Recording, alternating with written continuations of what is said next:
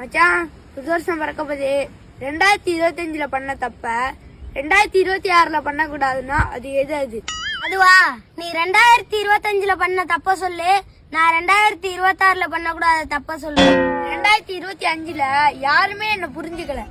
யாருக்கும் புரிய வைக்க தேவையில்லை. அடுத்தவங்க என்ன நினைப்பாங்கன்னே வாழ்ந்துட்டேன். யாரு என்ன நினைச்சாலும் பரவாயில்லன்னு இனிமே வாழு.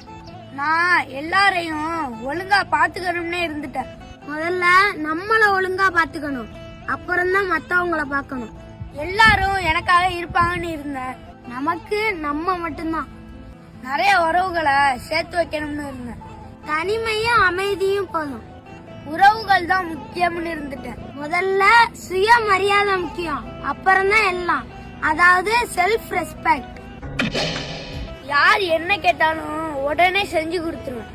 சில நேரத்துல முடியாது இல்லன்னு தைரியமா சொல்லணும். அதாவது நோ சொல்ல கத்துக்கணும்.